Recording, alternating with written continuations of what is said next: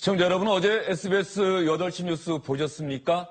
SBS 8시 뉴스에서는 박영수 특별검사팀이 9일, 그러니까 내일 박근혜 대통령을 청와대에 들어가서 청와대 비서실이 있는 위민관에서 대면 조사를 하기로 합의했다. 이런 내용을 단독 보도를 해드렸습니다. 그리고 이 내용은 사실로 드러났습니다. 그런데 문제가 생겼습니다.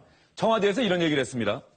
특검이 약속을 깼다. 이런 특검을 어떻게 믿을 수 있느냐. 이 얘기는 뭐냐 하면은 청와대와 특검이 대통령 대면 조사하고 나서 그 다음에 언론에 브리핑하기로 해놓고서 사전에 대통령 대면 조사 일정과 장소를 먼저 공개한 것이다. 특검이 약속을 깼으니 청와대도 이 약속에 응할 이유가 없다. 이렇게 얘기를 하는 거죠. 그래서 내일 청와대에서 박근혜 대통령 헌정사상 처음으로 현직 대통령에 대한 대면 조사가 이루어질지는 현재로서는 불투명한 상황입니다.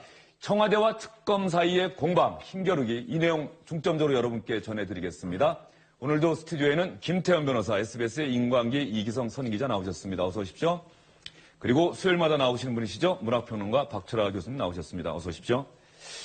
먼저 조금 전에 오후 2시에 박영수 특별검사팀에서 청와대에 들어가서 박근혜 대통령 대면 조사하는 것 어떻게 됐나요? 청와대가 반발하고 있는데 기자들이 물어봤더니 이규철 특검보가 상당히 많은 얘기를 했는데 내용은 똑같습니다.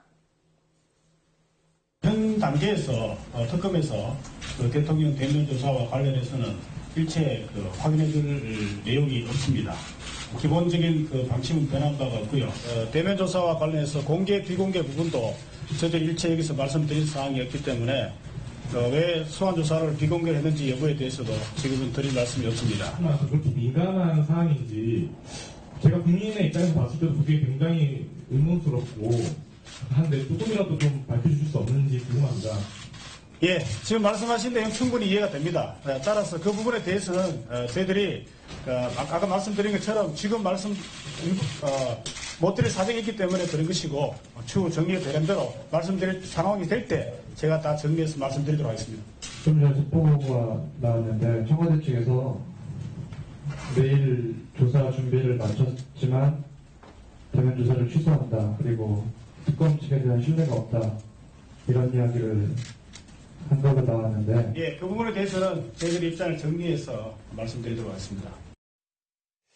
이규철 특검보가 기자들 질문 받으면 원래 내용을 잘 얘기를 했는데 박근혜 대통령 대면 조사와 관련해서는 지금 상당히 상황이 얼마나 어려운지를 짐작하게끔 지금으로서는 말씀드릴 게 없다. 이 내용만 반복하고 있는데요. 어제 저녁 8시 뉴스 보도 내용, 오늘 박영수 특별검사팀의 입장, 어떤 변화가 있는 거겠죠? 그러니까요. 어제 낮에만 해도 같은 시각 아닙니까? 2시 반마다 지금 브리핑을 하고 있는데 그때 뭐라고 얘기를 했냐면 정확한 날짜를 자꾸 물어보니까 기자들이 2월 초순, 그러니까 2월 10일쯤 정확히 이야기를 하면 그 언저리쯤에 이루어지지 않겠느냐 이렇게 이야기를 했죠. 어제 2월 10일쯤 그 언저리쯤 이루어지지 않겠느냐라고 했는데 네. SBS 법조팀 기자들이 한 발 더 취재 들어가서 우리 SBS가 어젯밤 8시 뉴스에서 톱으로 보도를 했거든요. 그래서 톱으로 정확한 날짜와 장소까지 보도를 했습니다. 다시 말해서 9일 날 청와대 위민관이라는 거는 청와대의 비서들 근무하는 공간 아니겠습니까? 거기에 대통령 집무실도 있는데 거기에 특검보 2명과 검사들이 들어가서 조사를 한다. 이런 거를 특종 보도를 했습니다. 그랬더니 이것이 이제 구체적으로 나오게 되니까 청와대에서 굉장히 불쾌한 반응을 지금 보이고 있는 거죠. 이기성 기자, 청와대에서는 구체적으로 뭐라고 지금 하고 있는 겁니까? 지금 공식적인 입장은 내놓지 않고 있습니다만은 그동안 박 대통령 측에서는 그 특검발 언론 보도에 대해서 간간히 불만을 많이 쏟아내고 있지 않았습니까? 이번에 대면 조사 보도 관련해서 그동안 쌓였던 그 불만을 갖다가 본격적으로 이제 드러내기 시작하는데요. 청와대 관계자를 취재해봤더니 이런 얘기를 하고 있습니다. 대면 조사와 관련해서 특검 측과 얘기가 거의 다 된 상황에서 날짜 문제부터 약속이 깨진 것이다. 간단히 말해서 특검이 약속을 위반했다 이거죠. 그런데 특검 측에서는 무슨 소리냐. 우리가 공개한 적 없다. 10일 언저리라고 얘기를 해서 이미 다 알려진 그 날짜인데 9일로 보도했다는 이유만으로 반발하는 것은 납득하지 못하겠다. 이렇게 지금 반박하고 있습니다. 그러니까 어쨌든 간에 특검이 계속 이런 식이면은 합의사항이 원천 무효가 될 수 있다는 게 청와대 입장인 것 같은데 이렇게 되면 내일 대면 조사는 무산되는 건가요? 아무래도 그럴 가능성이 높아졌습니다. 그렇지만 지금 협상 테이블이 계속 유지되고 있기 때문에 막판 협의에 따라서 예정대로 내일 열릴 가능성도 완전히 배제할 수는 없는 상황이고요. 지금 청와대 또 관계자가 우리가 지금 내일 조사할지 말지 확실히 결정된 바는 없다. 또 이렇게 말하는 사람도 있거든요. 그래서 좀 지켜봐야 될 것 같습니다. 사실 특검 입장에서는 좀 억울할 수 있는 게 어제 브리핑에서 분명히 10일 언저리라고 얘기해서 날짜를 명시하지는 않았는데 SBS 8시 뉴스에서 9일이라고 못 받고 그게 또 사실로 드러나면서 이런 문제가 생긴 것 같은데 청와대의 이 대응 특검이 약속을 깼다 그러면서 대면 조사 못 받겠다는 듯한 이런 반응이 뭔가 다른 의도가 있는 것 아니야 이런 해석도 있는 것 같은데. 예, 아마 다른 의도라고 하면 그런 걸 겁니다. 이건 명분 싸움이거든요. 빌미라는 거죠. 특검을 믿고 대통령의 명예를 최대한 지켜주면서 특검의 조사하기로 약속을 했는데 그걸 언론에 흘려서 언론의 취재 경쟁에서도 대통령의 명예를 보장할 수가 없게 됐으니 그러니 나는 특검을 믿지 못하겠고 그러니 나는 공정성이 담보되지 않은 특검의 조사를 받지 않겠다라는 어떤 거부의 명분을 잡는 것 아니냐라는 그런 이제 관측이 있을 수 있는데 만약 정말 청와대 측이 이걸 빌미로 특검의 조사를 거부한다고 하게 되면 그야말로 악수로 드는 겁니다. 왜냐면요. 이 특검과 대통령 결국 명분 싸움입니다. 가장 지금 쟁점으로 떠오르는 게 대통령 조사와 더불어서 이 특검 기간 연장 아니겠습니까? 만약에 대통령이 내일이나 모레라도 그 특검의 조사를 다 받으시게 되면 청와대 측에서는 2월 말에 야 대통령 조사 다 했잖아. 그리고 지금 쟁점을 거의 다 조사했잖아. 그러니까 연장하지 말고 여기서 끝내자. 뭐 이렇게 얘기를 할 수 있을 건데 만약에 대통령이 이번에 또 특검 조사를 받지 않고 미루게 되면 오히려 그런 명분을 특검이 주게 되는 거죠. 대통령의 조사를 받지 않았기 때문에 우리는 그 대통령 조사를 위해서라도 특검을 연장을 해야 되겠다라고 특검이 얘기했을 때 과연 청와대는 어떤 명분으로 그걸 막을 수 있겠습니까? 그러니까 차후를 위해서라도 대통령은 이번 주 내에 조사를 받으시는 게 대통령과 청와대를 위해서도 훨씬 더 나은 선택이다. 저는 그렇게 봅니다. 박철아 평론가께서는 특검과 청와대 사이의 공방, 사실 뭐 국민들 입장에서 보면은 아니 대면 조사 하면 되는데 왜 이런 거 갖고 또 서로 힘겨루게 하면서 이거 대면 조사 또 안 되는 거 아니야? 이렇게도 생각할 수도 있거든요. 네, 대통령이 검찰 조사를 받는다는 것 자체는 우리 헌정사에서 없었던 일이니까 사실 온 국민이 관심을 많이 갖고 있는데 앞서 김태현 변호사께서 잘 지적해 주셨듯이 그런 대통령의 권위와 그 사소한 절차만을 문제 삼아서 그 조사를 받지 않겠다라고 하는 것은 국민들에게는 정치적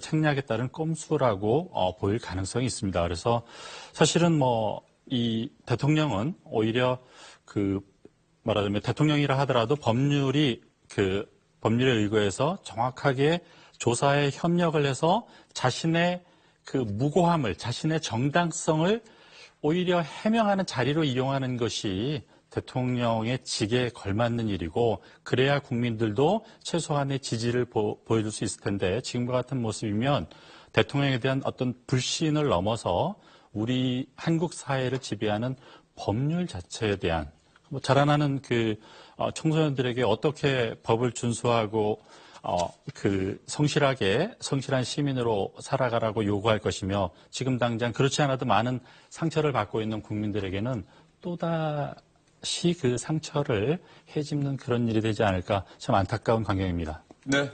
박근혜 대통령은 그동안 기회가 있을 때마다 검찰 조사는 물론 특검의 조사에 성실히 임하겠다는 입장을 여러 차례 밝혔습니다. 한번 직접 들어보시죠. 앞으로 검찰은 어떠한 것에도 구애받지 말고 명명백백하게 진실을 밝히고 이를 토대로 엄정한 사법 처리가 이루어져야 할 것입니다. 저는 이번 일의 진상과 책임을 규명하는 데 있어서 최대한 협조하겠습니다. 특검은 어떻게 됩니까? 그거는 조사에 임하려고 하고 있습니다. 예, 말하자면 청와대로 와서 특검에서 진술을 하시게 되나요? 그러니까 그런 일정이라든가 예. 또 그런 부분에 대해서는 이제 지금 조율을 하고 있습니다. 그런데 박근혜 대통령이 검찰 조사에 성실히 임하겠다고 얘기를 했는데 가만히 돌이켜보면 결국 검찰 수사 과정에서는 박근혜 대통령에 대한 대면 조사가 이루어지지 않았죠. 그때 어떤 일이 있었는지 한번 볼까요? 지난해 11월 15일에는 시간이 부족하다. 20일에는 수사가 불공정하다. 28일에는 일정상 어려움이 있다. 이런 이유를 들어서 청와대가 박근혜 대통령에 대한 검찰의 대면 조사를 사실상 거부를 했고, 그래서 검찰 수사 단계에서는 박근혜 대통령에 대한 대면 조사가 이루어지지는 않았습니다. 이제 특검이 박근혜 대통령 대면 조사하기로 합의까지 했었는데 청와대가 약속을 깼다. 미리 이 내용을 언론에 흘렸다. 이런 이유로 지금 청와대가 반발하면서 대면 조사가 또 불투명해진 이런 상황이 된 거예요. 예, 그렇습니다. 그래서 지금 결국 이제 특검이 어떤 카드를 꺼내서 이것을 이제 돌파할 거냐는 문제인데, 물론 아주 가장 손쉬운 방법은 특검 입장에서 보면 청와대가 다시 한번 합의를 해서 뭐 이번 주 말이라든지 아니면 다음 주 초에 다시 일정과 장소를, 이번은 뭐 철통 보안을 지켜야 되겠죠. 그렇게 해서 하는 방법이 있을 것인데, 만약에 그렇게 다시 합의한 것마저도 이번에 정부가 샜다는 이유로 청와대 측이 만약 거부한다, 뭐 이런 최악의 상태가 오게 된다 하더라도 특검으로서는 크게 손해볼 것이 없습니다. 아까 제가 말씀드린 대로 청와대가 다시 시간 일정 장소 잡으면 거기서 조사를 하면 되는 거고, 만약에 청와대가 오늘 일을 빌미해서 나는 이제 특검 못 믿겠으니까 못 받겠어 라고 얘기하게 되면 명분은 특검이 있는 겁니다. 그렇게 되면 특검은 수사기간 연장에 대한 강력한 명분을 주는 것이기 때문에 특검은 뭐 좌고우면하지 말고 현 수사 그런 태도를 계속 유지하면 저는 될 것 같습니다. 사실상 특검에서 조사를 받는 모든 증인, 참고인이나 이런 피고인들 역시, 피의자들 역시 모두 공개되지 않은 사람이 한 명도 없습니다. 그런데 왜 유독 대통령만 이렇게 비공개로 해야 되고 또 그 일정이 유출됐다고 해서 그것마저도 이제 그걸 빌미로 해서 무산시켜야 되는가 하는 이런 여론도 마찬가지로 또 생각을 해야 됩니다. 또 아울러서 이게 검찰에서 나가지 않고 오히려 청와대에서 나가지 않으려는 빌미로 일부러 흘렸다 하는 이런 이야기도 있거든요. 그러니까 사실상 어디에서 나왔을지는 모르는데 그 나왔냐, 어디서 나왔느냐는 크게 중요하지가 않습니다. 조사를 받느냐 안 받느냐, 이게 대단히 중요한 거죠. 사실 기자들이 기사를 쓸 때 그 취재원에 대해서는 바깥에 알리질 않죠. 우리는 법조팀 기자가 어제 기사를 썼기 때문에 많은 사람들은 당연히 특검 쪽에서 얘기가 나온 것 아니겠느냐, 특검에서 활동하고 있는 누군가를 통해서 확인한 내용 아니겠느냐, 이렇게 추측하고 전망을 할 수가 있을 텐데, 문제는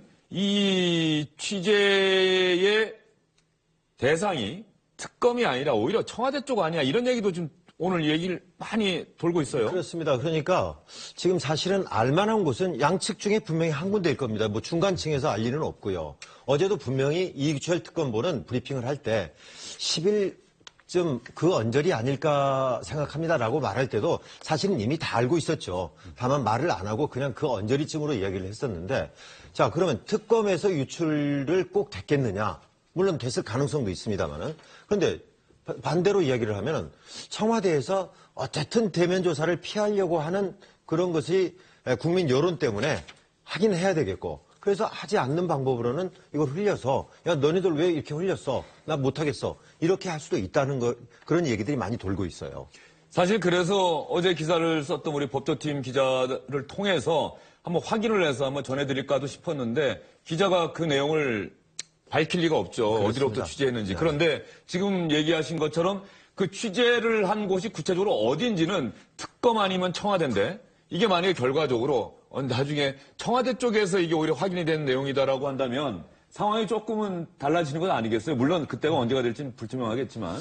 근데 중요한 포인트 중에 하나는 대통령의 동선은 국가 기밀 사항이어서 경호상으로 존중받아야 되는데, 이번에 밝혀진 바에 의하면 청와대 안에서 그 조사를 받게 돼 있지 않습니까? 그러면 신변 보호의 위험도 그만큼 없는 것이고, 지금 사실은 청와대에서 말하자면 조사 일정과 장소가 노출되었기 때문에 특검을 즉 대면 조사를 받을 수 없다라고 하는 것은 상당히 설득력이 없는 이야기입니다. 그리고 그런 그 설득력이 없는 이야기로 고집을 부리는 것을 보면 이게 특검이 한 일이라기보다는 뭔지 좀 자작의 냄새가 조금 있는 것 같습니다. 예, 박철아 평론가께서 일단 그 본인의 그 추측과 생각에 말씀하신 맞습니다. 건데, 예, 아직 객관적 팩트는 확인이 안 된 상황이 있는데, 어쨌든 분명한 거는 특검 아니면 청와대 쪽에서 확인된 내용일 것 같다. 그것이 특검인지 청와대인지는 저희로서도 확인할 길이 없는데, 이 내용을 갖고 청와대와 특검이 공방을 벌이면서 대통령에 대한 대면 조사가 불투명해지는 상황은 바람직하지 않다. 이런 말씀들 좀 하고 계시는 것 같고요. 청와대 쪽의 반발, 특검과 앞으로 협상은 없다 이런 얘기까지 나올 정도로 심각한 건가요? 어떤가요? 글쎄 저는 사실은 개인적으로 납득을 하지 못합니다. 앞서 이제 박철아 평론가께서 얘기하셨듯이 위민관이라는 장소에 있기 때문에 대통령의 안전, 경호, 동선 이런 것들은 철저히 보장이 되는 것이거든요. 그런데 어차피 특검 쪽에서 10일 언저리라고 얘기를 했는데 9일이든 10일이든 11일이든 그 일정이 밝혀진 것이 뭐가 그렇게 대통령의 명예에 흠이 드네 저는 개인적으로 납득이 되지 않는데 그렇기 때문에 말씀하신 대로 이 청와대가 수사를 거부하기 위한 빌미를 잡기 위해서 나름의 명분을 주기 위해서 이렇게 하는 것이 아니냐 얘기가 나오는 것보다 더 나아가서 아까 이제 앵커가 질문하셨듯이 야, 혹시 이게 청와대에서 역공작한 게 아니야 뭐 이런 얘기까지 나오는 건 아니겠습니까? 청와대가 그런 오명 이거를 특검 수사를 받지 않기 위해서 역공장을 할 수도 있다라는 이런 오명을 뒤집어 쓰지 않기 위해서라도 대통령이 이번에야말로 특검 조사에 반드시 응할 필요가 있다. 저는 그렇게 말씀드리고 싶습니다. 박근혜 대통령이 되기 전에 사실 원칙과 신뢰의 정치인이다 이런 이미지가 강했고 또 그런 이미지가 어쨌든 대통령이 당선되는데도 큰 도움이 됐다 이런 평가들이 많았는데 어쨌든 특검 조사에 성실하게 임하겠다는 박근혜 대통령의 말이 지켜지기를 아마 많은 분들이 바라고 계신 것 같고요. 하나 여기서 추가로 질문 하나 더 드릴게요. 내일 최순실 씨가 그동안은 좀처럼 특검 소환에 응하지는 않았는데 내일은 자발적으로 나오겠다고 해서 특검에서 내일은 정말 모든 걸 다 조사하겠습니다 이렇게 얘기를 했거든요. 최 씨가 왜 갑자기 생각을 바꿨을까요? 글쎄요, 뭐 아마 최 씨가 도대체 머릿속에 어떻게 이제 돌아가고 무슨 생각하는지는 뭐 저도 정확히 알 수는 없는데. 죄송해요. 또 하나. 내일이 대통령에 대한 대면 조사가 있기로 한 날이란 말이죠. 예, 그러니까 아마도 저는 이런 생각을 해봅니다. 얼마 전에 이제 나름대로 고영태 씨를 반대심을 할 때 최순실 나름대로 이제 만반의 준비를 하고 고영태 씨의 진술을 탄핵함으로써 본인이 좀 우위에 서고 싶었던 것 같아요. 근데 우리가 어제도 말씀을 드렸지만 그 전략에 사실은 좀 실패로 돌아가지 않았습니까? 그럼 이제 최순실 씨 입장에서 보면 특검 수사는 말미로 가는데 그냥 내가 안 나가서 묵비권을 행사하고 있다가 하게 되면 검찰의 공소 사실이 전부 다 유죄로 인정될 것이고 그렇다고 뭐 어떻게 형태로든지 나의 얘기를 해야 되겠다라는 생각을 할 수도 있다라는 거죠. 그래서 아마 내일은 자진해서 특검에 출석하겠다라고 했을 가능성이 하나 있는 것이고 앵커가 지적하신 그런 부분은 일종의 물타기라고 해야 되나요? 대통령의 대면 조사에 있는 날 내가 특검에 조사를 해서 대통령에 대한 수사를 좀 관심을 더 돌려보겠다. 뭐 이런 의도도 뭐 생각할 수 있을 것 아니면 같습니다. 정반대로 대통령에 대한 대변 조사에 모든 언론의 관심이 가 있을 테니까 최 씨가 조사받은 내용 상대적으로 또 묻힐 수도 있고. 아, 그럴 수도 있겠네요. 네. 아, 이게 어차피 나갈 거 대통령한테 모든 이제 방송에 포커스가 있을 때 나는 슬쩍 갔다가 오자. 뭐 이런 생각도 할 수는 있겠죠. 네, 예. 이규철 특검보가 그거 관련해서 기자들이 질문을 했었습니다. 이게 내일 공교롭게 두 사람이 같이 조사를 물론 다른 장소입니다만은 같이 조사받게 된 것도 무슨 상관이 있느냐 그랬더니 그건 아무런 상관도 없이 일정이 그렇게 정해진 것뿐이다 이렇게 해명을 했습니다. 예, 사실 우연의 일치라고 얘기를 하는데 또 많은 분들은 또 그렇게 보지 않을 가능성도 있는 것 같고요. 어쨌든 최 씨가 내일 특검에 스스로 나오겠다고 얘기를 했다고 합니다. 상당히 이례적인 일이죠. 지금까지 박근혜 대통령에 대한 대면 조사가 무산될 가능성 내일로 합의했던 그래서 이 가능성에 대해서 여러분께 자세히 전해드렸는데요. 보다 진전된 소식은 오늘 저녁 SBS 8시 뉴스를 한번 보시면 아실 수 있지 않을까 생각됩니다. 다음 두 번째 주영진의 뉴스 브리핑이 선정한 오늘의 말 한번 보시죠. 아빠 백, 삼촌 백으로 로스쿨 갔다고 캐릭터 설정 당장 바꿔주세요. 지금 화면에 나오는 포스터는 SBS 월화 드라마입니다. 밤 10시에 시작해서 11시 조금 넘어 끝나죠. 피고인입니다. 가운데 있는 배우가 주인공인 지성, 그리고 오른쪽이 악역으로 나오는 엄기준 뮤지컬 배우, 그리고 권유리 이런 주인공들이 나와 있는데요. 드라마 피고인 좀 보십니까? 저는 모두 다 찾아보진 않았는데 시작할 때 앞부분 1, 2회는 봤습니다. 3, 4회는 왜 안 보셨어요? 재미가 없으시던가요? 아니요. 상당히 흥미롭고 그랬는데 제가 마침 그때 일해야 하는 것에 마감에 걸려서 아쉬워서 다시 보기를 하려고 생각하고 있습니다. 예, 김태현 변호사는? 저는요, 애초에 이제 피고인 시작할 때 마음을 먹었습니다. 다 끝난 다음 몰아서 보자. 이게 왜냐면은 이런 드라마는 끝날 때 막 보면 다음에 어떻게 되지? 막 가슴이 두근두근하지 않습니까? 그래서 저는 이제 집사람과 합의를 봤죠. 16부작이라고 하니까 2달만 기다리면 된다. 그런데 그렇게 되면 내용을 다 알잖아요. 그래서 저는 뭐 피고인에 관련된 거는요, 인터넷 절대 찾아보지 않습니다. 그래서 지금 뭐 지성 씨가 누명을, 강력부 검사인데 살인 누명을 쓰고 이제 뭐 누명을 벗는 과정이다라만 알지 전혀 저는 찾아보지 않고 있기 때문에 16회 다 끝나고 볼 테니까 스포는 하지 마십시오. 예.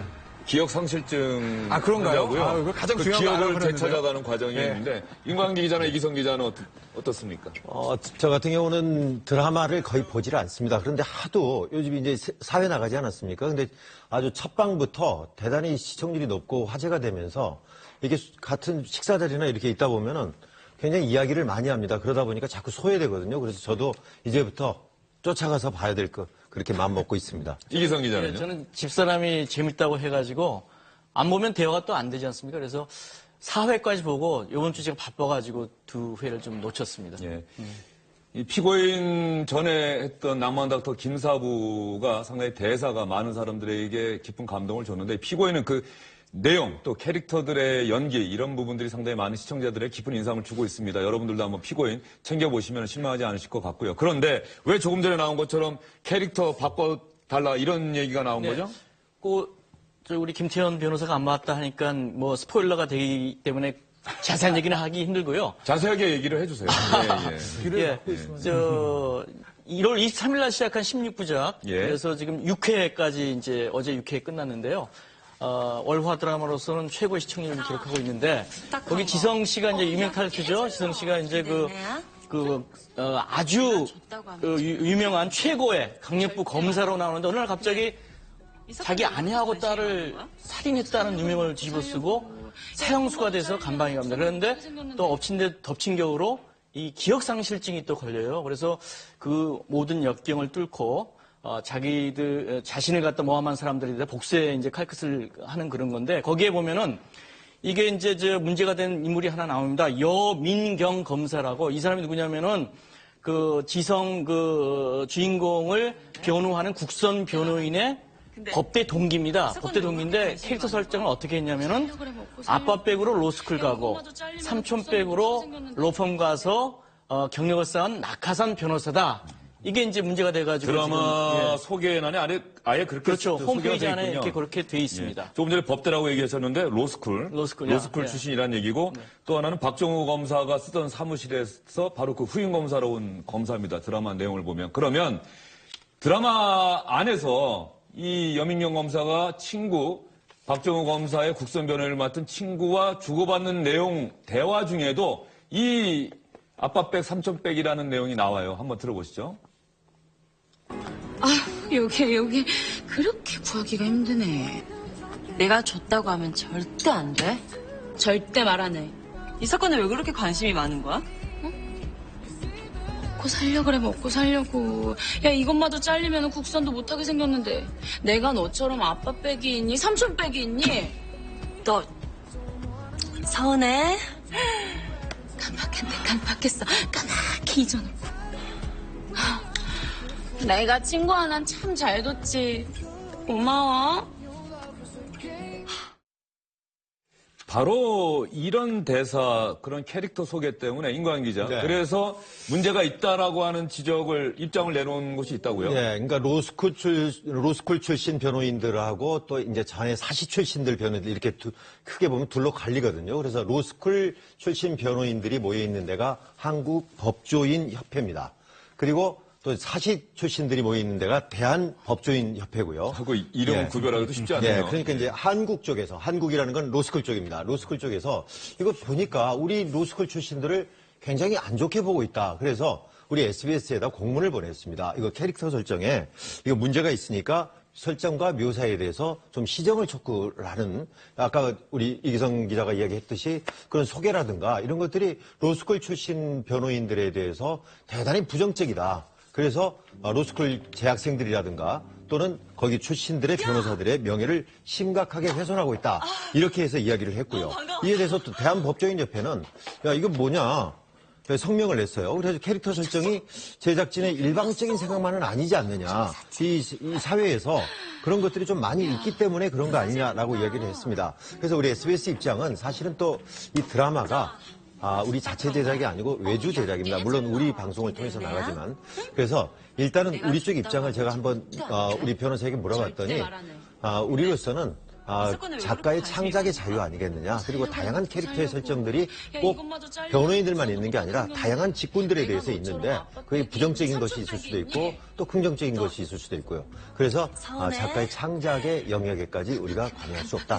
이렇게 입장을 정했습니다. 김태현 변호사는 사시 출신입니까? 로스쿨 출신입니까? 저는 사시 출신입니다. 예. 왜 웃으세요, 그런데? 그냥 예. 왜 저한테 물어보시냐잖아요. 예. 그러면 사실 이해관계가 첨예한 문제이기 때문에 제가 말하기가 참 애매합니다. 그러면 사시 출신이면 네. 지금 한국법조인협회가 아닌 대한법조인협회 측 입장에 가까울까요? 별 문제 아니다, 아니면 로스쿨의 문제 많은 거 사실 아니냐?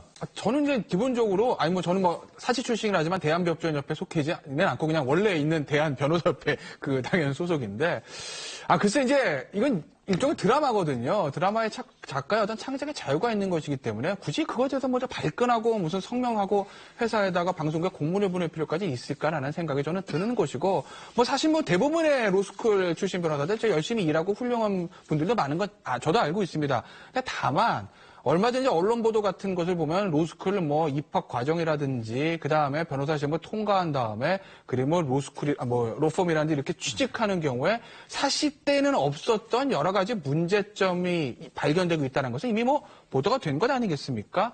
그걸 고쳐가는 과정이니까 그 과정에서 그냥 열심히 일을 하시면 되는 거지 굳이 이거를 방송국까지 공문을 보내서 그렇게 하실 필요가 있을까? 저는 좀 그런 생각이 드네요. 김태현 변호사의 얘기를 들어보니까 이번에 문제 제기를 했던 로스쿨 출신 법조인들의 모임이죠. 한국법조인협회 대변인을 맡고 있는 이호영 변호사와 전화로 한번 직접 얘기를 좀 들어보도록 하겠습니다. 이 변호사님. 예, 안녕하십니까. 예. 드라마 피고인의 문제 제기를 하게 된 직접적인 이유 뭡니까? 저희가 이미 얼핏 말씀을 드렸습니다만. 일단 기본적으로 로스쿨 출신 검사에 대한 묘사가 이제 문제입니다. 이게 이제 지금 말씀하셨던 것처럼 이제 아빠 백으로 로스쿨 가고 삼촌 백으로 이제 로펌에서 경력을 쌓은 낙하산 검사다라는 이제 이런 설정이 이제 홈페이지에 언급돼 있었는데요. 이게 실제로 지금까지 일단 전혀 확인되지 않은 겁니다. 그래서 결국 악의적인 비방 또 내지는 편견이 담겨 있는 표현이 아니냐 이런 점에서 어떤 특정 집단에 대한 좀 비방은 좀 사회적으로 좀 자제돼야 되는 게 아니냐 이런 문제의식에서 시정을 요구했습니다. 실제로 이렇게 공문까지 보내시게 된 과정 중에 드라마 피고인에서 여민규 검사 사실 나오는 장면이 많지가 않았었거든요. 예, 그런데 같은 로스쿨 출신 변호사들끼리 얘기하시던 과정에서 저 얘기가 많이 나왔습니까? 일단 사실 원화 드라마 중에 이 피고인이 참 드라마 자체가 재밌다. 네, 이런 평이 많고요. 오랜만에 진짜 재밌는 법정 드라마가 나와서 즐겨본다 이런 평이 많습니다.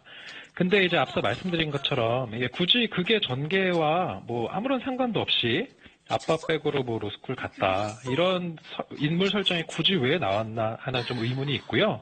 좀 안타깝다 또는 억울하다 이런 반응들이 많습니다. 대한법조인협회 사시 출신 법조인들의 모임인데 어쨌든 간에 로스쿨 입학 전형이나 로스쿨 졸업 후에 취업 과정에서 부정이 있지 않느냐, 사실 아니냐 또 이렇게 좀 다른 얘기를 하고 있는데 거기에 대해서는 어떻게 생각하시나요? 일단 왜 법조인협회에서 이렇게 이제 최소한의 팩트 확인이 안 된 주장하는지 모르겠는데요. 먼저 입시 관련된 어떤 문제에 대해서는 이게 예전에 교육부가 최근 3년간에 6,000건의 입학 전형을 전수 조사를 했습니다. 근데 이 조사해 보니까 입시 요강 위반이 된 건 단 한 건이었고 이 한 건마저도 부정 입학으로 보이지는 않는다라고 교육부가 발표를 했고요. 그리고 취업 관련해서의 어떤 그런 문제가 있었다는 건 이거는 로스쿨과는 사실 전혀 무관한 거 아니겠습니까? 감사원이나 이런 데 취업에 문제가 있었다고 하면 그 감사원의 문제인 거지 이게 로스쿨의 문제다라는 식으로 확대 해석을 하는 거는 이건 진짜 문제다 이런 좀 입장입니다. 예전에 개그 프로에서 이런 얘기가 있지 않았습니까? 개그는 개그일 뿐. 이 드라마는 드라마로 그냥 봐주면 되는데 그 안에 있는 캐릭터의 어떤 이런 부분들 문제 삼아서 문제 제기하는 게 더군다나 저 로스쿨 출신 변호사시면 우리 사회에서 어쨌든 상대적으로 많은 사람들이 신뢰하고 기대할 수 있는 층인데 굳이 드라마 문제로 이렇게 공개적으로 공문까지 내는 게 바람직한지 이렇게 또 문제 제기하는 분들도 계실 것 같아요. 뭐 그런 문제 제기도 얼마든지 가능할 것 같습니다. 특히 지금 말씀하신 것처럼 이거는 드라마이고 뭐 창작의 자유의 영역이다 또는 표현의 자유다라는 점은 분명히 맞는 말인데요. 그럼에도 불구하고 뭔가 타인을 좀 비방하거나 명예를 훼손할 소지가 있는 그런 표현들은 자제되어야 된다는 것 또한 맞는 겁니다. 예를 들어서 예전에 강용석 의원이 뭐 전 의원님긴 합니다만 여성 아나운서들을 싸잡아 비하하는 발언했던 사실이 있었습니다. 네. 근데 요거 관련해서도 결국 뭐 최종적으로 무죄가 나오긴 했지만 1심과 2심에서 유죄 판결을 받았었거든요. 이게 결과적으로 뭐냐면 그 특정 집단에 대해서 그 확인되지 않은 모욕이나 명예훼손적인 표현들이 뭐 그 자체로 형법상 명예훼손죄나 모욕죄가 되는지를 떠나서 일단 분명 피해자들이 있는 거고요. 이런 표현이 실제로 방송에서 자꾸 나온다고 한다면 이건 사회 문제가 될 수 있는 거고 그런 점에서 저희는 좀 방송의 어떤 자정을 촉구하는 차원에서 시정 요구를 할 수밖에 없었습니다. 예, 이 변호사님 오늘 차분하게 입장을 설명해 주셔서 잘 들었습니다. 앞으로 드라마 계속 봐주시고요. 여민경 검사가 또 이 박정우 검사의 누명을 벗는데 또 핵심적인 역할을 할 수도 있으니까 앞으로 드라마 전개 좀 잘 지켜봐 주십시오. 오늘 말씀 잘 들었습니다. 감사합니다. 박찬하 평론가께서는 지금 방금 양측의 입장 다 들으셨어요. 대한법조인협회 또 한국법조인협회. 드라마는 또 어쨌든 창작물이고 예술 쪽에, 대중예술 쪽에 속하는데 이런 문제들이 자주 생기는 것 같아요. 네, 저도 학교에 재직 중일 때 그 학생들 중에 지금 이름만 대면 알만한 드라마의 작가들이 몇 명 있었습니다. 지금도 아주 활발하게 활동을 하고 있고요. 그래서 미리 말씀드리자면 좀 전에도 얘기가 나오는데 사실은 창작은 자유고 세상의 이야기는 대단히 많습니다. 그리고 그 이야기에서 핵심적인 것은 캐릭터를 어떻게 만들어가느냐의 문제인데 그 캐릭터를 명확하게 부각하기 위해서 지금 같으면은 저 국선 변호인을 부각시키기 위해서 약간의 친구인 그 염경 검사의 그 캐릭터를 설정하는 과정에서 뭐 자신들이 보면 조금 불편할 수는 있습니다. 그렇지만 그것은 이건 픽션이라는 것을 감안해서 시청자들은 보고 있는 거니까요. 오히려 사회 문제화 함으로써 더 좀 손해가 나지 않았을까. 저라면은 하지 않았을 것이다 생각하는데 그런데 제가 한 가지는 더 말씀드리고 싶습니다. 어쨌든 지금 로스쿨 변호사들은 이제 제도가 시행된 지 얼마 안 돼서 숫자도 많지 않고 이렇게 우리 김태현 변호사님처럼 사시 출신들에 비해서 상대적으로 좀 적은 그 규모, 적은 포션을 갖고 있지만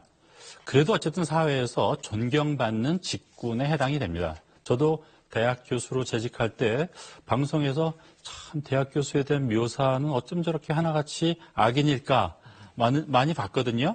그렇지만 그것은 지도층 사람이라면 교수, 의사, 정치인, 이렇게 말하면 기업인들 다 사실은 드라마에서 대부분 악인입니다. 그러니까 그렇게 묘사되는 것에 너무 정색하고 반응을 하면 물론 이제 제도 시행 초창기에 부정적인 이미지 만들어지는 것에 대한 경계심은 충분히 이해하는데 그래도 저런 걸 여유롭게 받아들이고 유머러스하게 넘기는 것이 제 생각에는 로스쿨 출신 법조인들을 위해서도 좋지 않겠나 그렇게 생각합니다. 이 모든 게 다 드라마 피고인의 인기 때문인 것 같고요. 드라마 피고인은 앞으로 여러분들도 많이 시청해 주시기 바랍니다. 지금까지 오늘의